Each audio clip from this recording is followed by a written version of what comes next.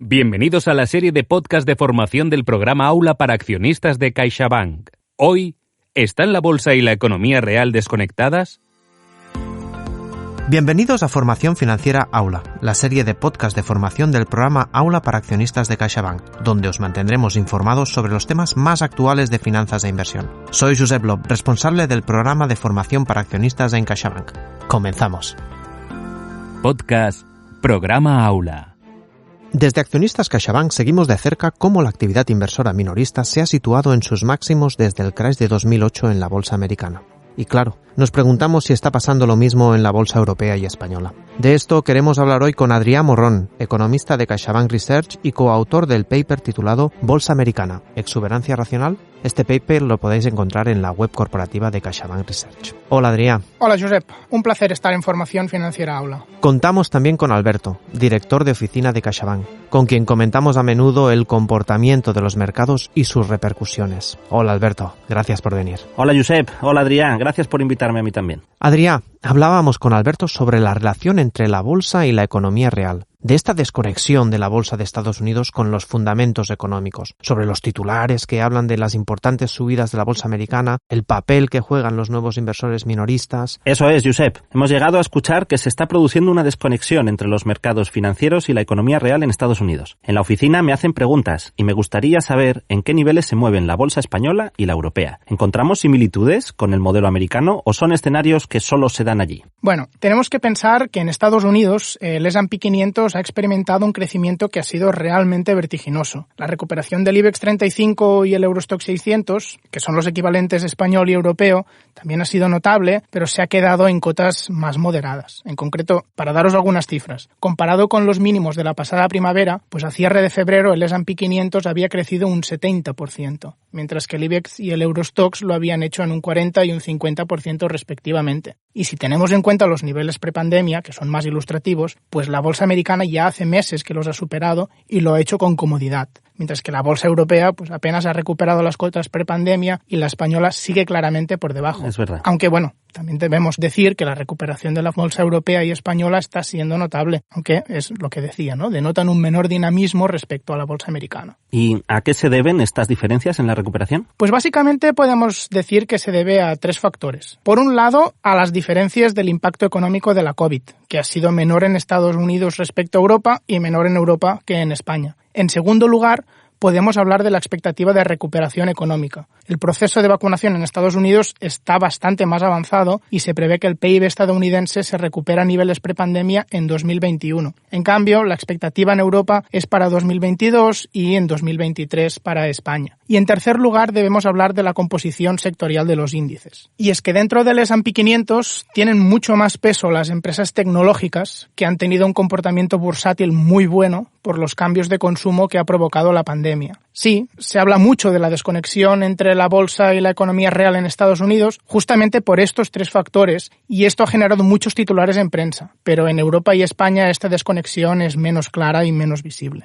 Ya, es verdad que aquí se ha hablado menos de esta desconexión. Quería comentarte también otro punto importante que creo debemos tener en cuenta en este escenario y es el auge que ha creado la actividad inversora minorista. ¿No te parece? Bueno, en estos momentos es básicamente en el mercado estadounidense donde los minoristas están provocando los movimientos significativos que están saliendo en prensa. De hecho, algunas estimaciones hablan de sesiones donde los inversores minoristas incluso han llegado a representar el 30% del volumen negociado. Y este incremento pues, se ha visto acentuado por los paquetes de estímulos fiscales muy generosos y generalizados de Estados Unidos. Sin duda. Una muestra del peso de estos ajustes es que mientras que el PIB de los Estados Unidos ha registrado una contracción histórica en 2020, dato que más o menos nos sonará a todos, el que igual nos suena un poco menos es que la renta disponible del conjunto de las familias es que ha crecido y en parte por los cheques de $1.200 que Trump envió de forma generalizada. Y este año Biden está repitiendo la medida, aunque de manera más selectiva. ¿Y podemos encontrar un símil en la bolsa española de esta tendencia minorista en auge o aquí esto es diferente? En España los inversores minoristas han tenido históricamente un peso alto en comparación con otros países, pero esta tendencia pues en los últimos años ha ido de hecho a la baja.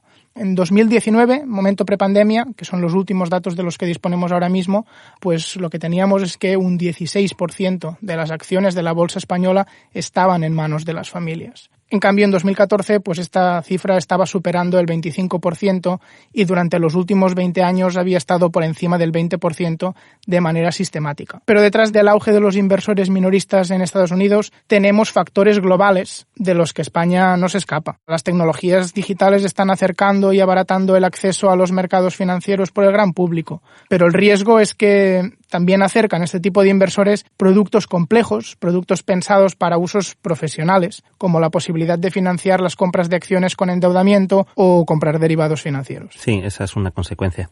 Veo que en estos cambios hay entonces aspectos positivos y negativos. Igual podemos hablar de las empresas que se han beneficiado de la crisis. Desde que se declaró la pandemia, ha habido entidades que se han visto avaladas por las tendencias globales de digitalización, como los comercios electrónicos o las empresas tecnológicas, que han reforzado su modelo de negocio. En términos generales, los fundamentales de las grandes empresas tecnológicas son buenos y se benefician con especial intensidad de los bajos tipos de interés, ya que gran parte de su cotización actual refleja la expectativa de beneficios en el futuro. Además, este es un fenómeno global. Si nos retrotraemos a España, los datos internos de CaixaBank nos dicen que el e-commerce ha crecido con mucha fuerza en España durante la pandemia, con tasas interanuales superiores al 200%. Todos hemos podido ver, de hecho, como un gran número de comercios se han lanzado a vender de manera digital durante 2020. Así ha sido. Pero volviendo al tema de la desconexión entre mercados y economía, ¿qué indicadores se tienen en cuenta en este tipo de estudios? La medida esencial es el CAPE, o la ratio entre el precio y el beneficio en los últimos 10 años. Esta ratio se utiliza como una medida de evaluación de los precios de la bolsa. Y de hecho,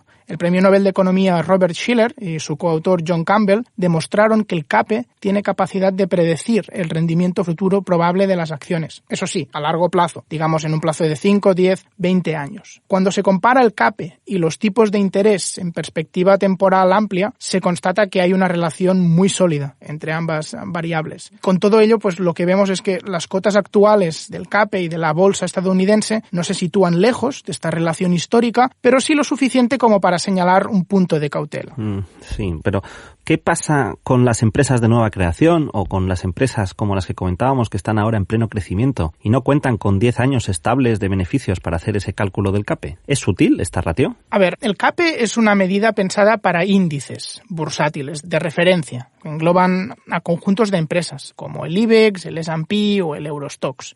Si queremos una medida parecida para analizar la cotización de una empresa concreta, y en el caso particular que comentas, de una empresa que cuenta con menos de 10 años de beneficios, la tenemos. Podemos utilizar variaciones de esta medida del CAPE. Por ejemplo, podemos mirar la ratio entre la cotización actual y los beneficios del año en curso o los beneficios que se esperan para el siguiente año. El problema con estas medidas alternativas, ahora mismo, es que los beneficios registrados en 2020 o los que se esperan para 2021, pues están muy distorsionados por la crisis de la COVID-19. Cierto, sin duda. Claro, entonces pues nos ofrecen una medida demasiado errática. Por desgracia, efectivamente. ¿Y en la bolsa española, el equivalente de la CAPE, qué resultados presenta? Las ratios de Europa y España se encuentran en niveles elevados respecto a los últimos 10 años, pero el nivel de tensionamiento del indicador es claramente inferior al de los Estados Unidos. En Estados Unidos se encuentran niveles no vistos desde el crash bursátil de las .com en 2001, de hecho. En cambio, en Europa, los niveles actuales son bastante parecidos a los que observábamos en la anterior expansión económica y en España incluso son inferiores.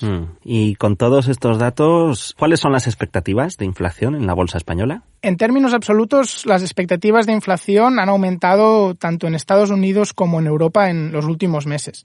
Pero las fuerzas que hay detrás de este incremento son diferentes. La expectativa de reactivación económica sostenida en 2021, gracias a la vacuna contra la COVID-19, que es al final la gran clave del escenario económico, ha generado una recuperación generalizada en estas tendencias de inflación. Pero mientras en Estados Unidos se sitúan ya en niveles cercanos a los objetivos de la Reserva Federal, en Europa seguimos claramente por debajo de los objetivos del Banco Central Europeo. En Estados Unidos, además, acaban de aprobar un estímulo fiscal muy contundente y esto está generando preocupación sobre los riesgos de sobrecalentamiento de la economía americana y un repunte más sostenido de las expectativas de inflación. Y aunque estas preocupaciones son específicas de Estados Unidos, es importante señalar que pueden afectar a Europa si terminan desembocando en aumentos de los tipos de interés. Al final, ya lo sabes, los mercados financieros son globales y los repuntes en los tipos de interés de los Estados Unidos se traducirán en mayor o menor medida, pero se traducirán en repuntes en los tipos europeos. Ya, el mundo se ha globalizado. ¿Encontramos más similitudes entre ambos modelos? Tenemos que pensar que las valoraciones bursátiles europeas están menos tensionadas que en Estados Unidos y a priori deberíamos pensar que son menos sensibles a los incrementos de tipos. Pero por un lado, en Europa la recuperación económica está menos encarrilada que en Estados Unidos y por lo tanto un repunte de los tipos podría frenar más la economía europea que la americana. Y por el otro lado, la bolsa europea se acostumbra a ver más influenciada por la americana, lo que decías, el mundo se ha globalizado. Por lo tanto, si en Estados Unidos las bolsas sufren turbulencias, es fácil que repercutan sobre las europeas. Sin duda.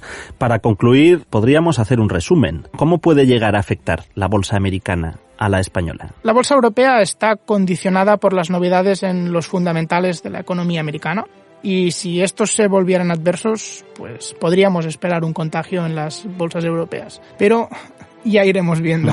Bueno, a ver cómo avanzan los mercados. Muchas gracias, Adrià, por tus respuestas. Me has resuelto muchísimas dudas. Nada, gracias a vosotros por invitarme. Y gracias, Josep, también, por este encuentro. Sí, Adrià, ha sido realmente interesante ver esta relación entre la bolsa y los mercados. Aprovechamos para recomendar a nuestro público la lectura de su publicación Bolsa Americana, Exuberancia Racional. Esta publicación la pueden encontrar en la web corporativa de CaixaBank Research. Esperamos que este capítulo haya resuelto vuestras dudas sobre la supuesta desconexión entre la bolsa y los mercados en Estados Unidos y su posible repercusión en Europa. Os esperamos en el siguiente episodio, donde contaremos con la presencia de Mercedes Basterra, quien nos explicará cómo funciona un comité consultivo y cómo a través de este órgano se escucha a los accionistas minoristas. No os lo perdáis. Recordad que podéis seguirnos en las principales plataformas como Spotify y en nuestra web corporativa. Un saludo y gracias por la confianza. En CaixaBank no nos hacemos responsables de la opinión de los expertos y colaboradores, ni nos identificamos necesariamente con sus opiniones proporcionadas en estos podcasts.